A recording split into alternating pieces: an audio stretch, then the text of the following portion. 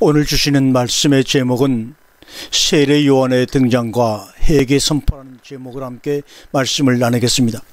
본문은 마태복음 3장 1절부터 4절까지의 말씀입니다. 함께 봉독합니다. 그때 세례 요한이 이르러 유대 광야에서 전파에 가라사대 회개하라 천국이 가까이 왔느니라 했으니 저는 선지자 이사야로 말씀하신 자라. 일러스되 광야에 외치는 자의 소리가 있어 가로되 너희는 주의 길을 예비하라 그의 첫 경을 평탄케 하라 했느니라. 이 요한은 약대 털옷을 입고 허리에 가죽들 띠고 음식은 메뚜기와 석청이었더라. 마태는 누가처럼 세례 요한의 탄생에 관한 기록을 남겨두지 않았습니다. 다만 그때 세례 요한이 이르렀고 유대 광야에서 회개를 전파한 내용만 기록하고 있습니다. 당연히 마태의 관심사는 세례 요한이 회개를 외쳤으며 그것도 광야에서 외쳤다는 내용입니다. 세례 요한은 어찌하여 만인이 들어야 할 회개 메시지를 예루살렘 성의 번화가에서 외치지 아니하고 사람이 많은 사는 곳에서 외치지 아니하고 전혀 사람이 살지 않는 땅, 물이 없는 건조한 땅 광야에서 외쳤던가? 사람들더러 들으라고 외치는 소리인가, 아니면 아예 듣지 말라고 외치는 것인가? 이거에 대해서 우리는 별로 생각해 본 적이 없는 것 같습니다. 광야에서 외치는 자의 소리가 있어 가로되, 요사의 기준으로 본다면 세례 요한의 전도 방법은 효율적이기는 오히려 한심한 일이 아닐 수가 없습니다. 아무리 내용이 좋으면 무엇을 쓸 것인가? 정작 그 내용을 들어야 할 사람들이 살지 않는 곳에서 그것을 떠들면 도대체 어쩌자는 것인가? 그러나 그럼에도 불구하고 세례 요한은 회개 메시지를 예루살렘 번화가에서 외친 것이 아니라 광야에서 외치고 다녔습니다.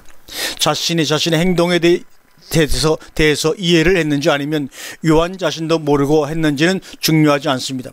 다시 세례 요한은 이사야의 예언대로, 다시 말하면 하나님의 지시대로 살았을 뿐입니다. 요한으로서는 자신이 이사야 선지자가 예언한 외치는 자의 소리임을 인식했고 따라서 외치는 자의 소리로서 살았을 뿐입니다. 따라서 문제는 하나님의 말씀으로 옮겨갑니다. 첫 번째, 하나님은 왜 어찌하여 세례 요한으로 하여금 아무도 살지 않는 건조한 땅 광야에서 회개 메시지를 외치도록 세례 요한에게 명하셨는가 하는 것입니다.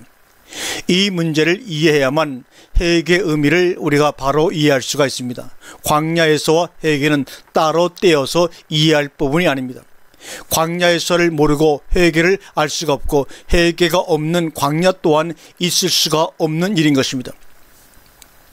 세례 요한이 외친 회개의 말씀은 구체적인 현실인 광야에서의 삶이 있으므로 온전해지고 진실해집니다. 다시 말하면 세례 요한의 입으로 외친 회개의 선포가 회개하라 천국이 가까웠다는 말씀이었다면 그의 광야에서의 삶은 곧 회개의 구체적인 모습이라는 의미를 지닙니다.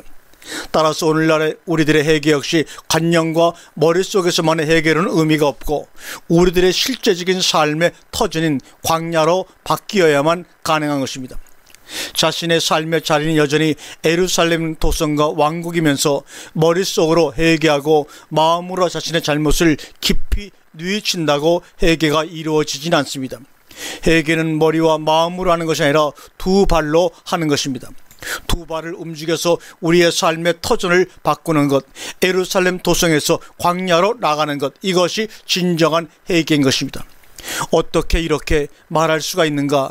이사야서를 한번 보시겠습니다. 이사야 40장 3절의 말씀입니다. 외치는 자의 소리여 가로되 너희는 광야에서 여호와의 길을 예비하라 사막에서 우리 하나님의 대로를 평탄케 하라고 말씀하고 있습니다. 이 말씀은 회개를 외치는 자나 주의 길을 준비하는 자나 모두 광야에서 사막에서 준비할 것을 요구한다고 볼 수가 있습니다. 직역을 한번 이 말씀을 해보도록 하겠습니다. 외치는 자의 소리여 가로되 너희는 광야에서 여호와의 길을 예비하라 너희는 사막에서 우리 하나님의 대로를 평탄케 하라, 이 말입니다. 이 말씀대로라면 광야로 나갈 대상은 세례 요한만이 아니라 유대인 모두이며 오늘날 우리 모두인 셈입니다. 그러면 하나님은 어찌하여 우리더러 광야로 나가고 사막에 거하면서 당신의 길을 예비하라고 하시는 것일까? 회개하는 것이 마음의 문제라면 구태여 몸이 광야로 나가지 않고서도 얼마든지 가능하지 않는가? 우리가 일반적으로 생각하는 대로 스스로의 죄를 뉘우치고 통해 자박하고 세상으로 향하던 마음을 하나님께로 돌이키는 것이 해결하면 구태여 우리가 광야나 사막으로 나가야 될 이유가 어디에 있는가? 이 말입니다. 그러나 요사이는 어떨지 모르지만 세례 요한이 살던 시대에는 해결을 위해서 광야로 나아가 세례 요한을 만나야 했던 것입니다. 이사야의 메시지를 보더라도 하나님의 길을 준비하기 위해서는 사막으로 나가야만 했습니다. 왜 그런가?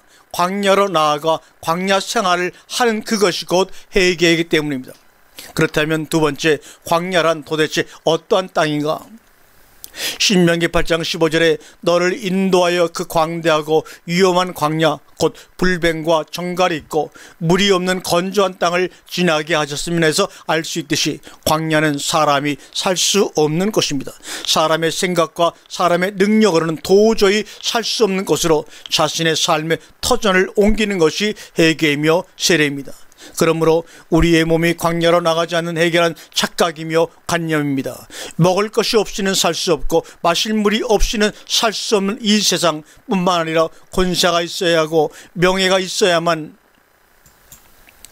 행세를 할 수 있는 이 세상에서 먹을 것도 마실 것도 권세도 영광도 없는 광야의 삶으로 자신을 옮긴다는 것은 생각처럼 그리 쉬운 일이 아닙니다.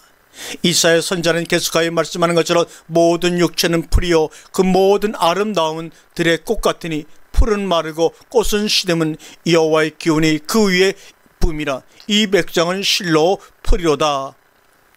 이사야 40장 6절과 7절의 말씀이죠.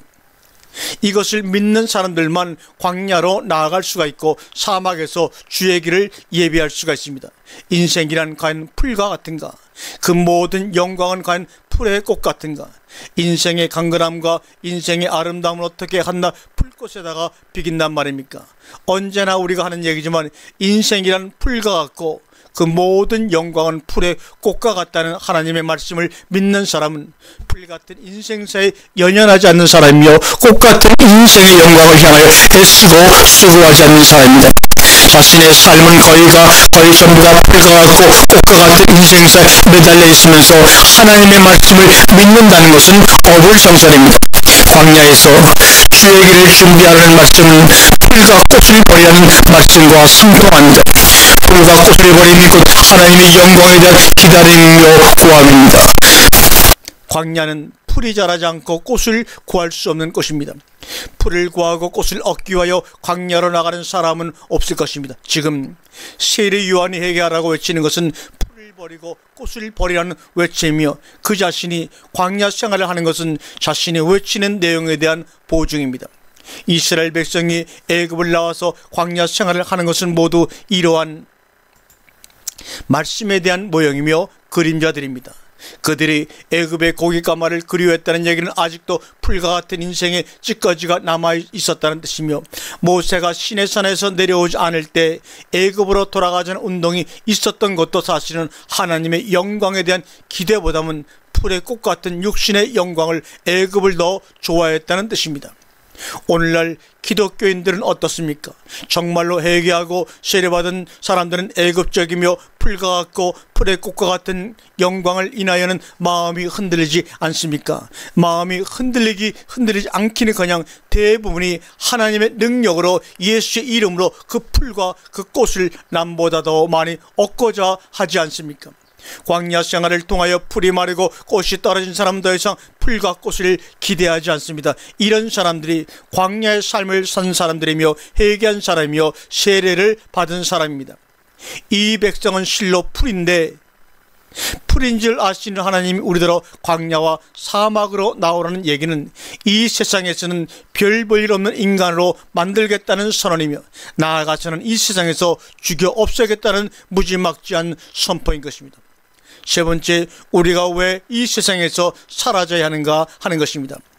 꽃과 같은 인생의 영광도 남들보다 많이 아닌 남들만큼은 누리고 영원토록 있는 하나님의 영광도 같이 누릴 수 있는 방법은 없는가? 이것이 우리들의 고민 아닙니까? 내 영혼이 잘된 같이 내가 범사에 잘되고 같은 말씀도 성경 말씀인데 이것이 많은 기독교인들을 망치겠다는 사실을 압니까? 우리가 이 세상에서 사라져야 하는 이유는 다름이 아닙니다. 이스라엘이 출애굽해야만 했던 이유는 약속의 땅 가나안 때문이었고, 그래서 그 가나안을 가자니 광야 생활을 할 수밖에 없었습니다. 오늘 우리가 이 세상을 빠져나와야 하는 이유는 천국이 왔기 때문입니다. 그래서 세례 요한이 회개하라, 왜냐하면 천국이 가까이 왔기 때문이라고 외친 것입니다. 천국이 가까이 왔기 때문에 우리는 이 세상을 빠져나가 천국으로 옮겨가야 하는데, 이 과정 존재하는 것이 바로 광야입니다. 이 광야에서 하나님이 인도하시는 대로 천국을 향하여 매진하는 삶이 주의 길을 준비하며 주의 첩경을 평탄케 함입니다. 이 일이 세례 요한으로부터 시작되기 때문에 예수님께서도 이르기를 세례 요한의 때부터 천국은 지금까지 침노를 당하니 침노하는 자는 빼앗느니라. 아멘. 우리의 삶이 천국을 침노하는 삶으로 바뀌는 것, 풀과 꽃에 연연하던 우리의 삶이 광야에서 죽어 없어지는 것, 이런 것들이 회개의 참 모습이며, 이러한 회개는 요한의 물세례로부터 시작이 됩니다.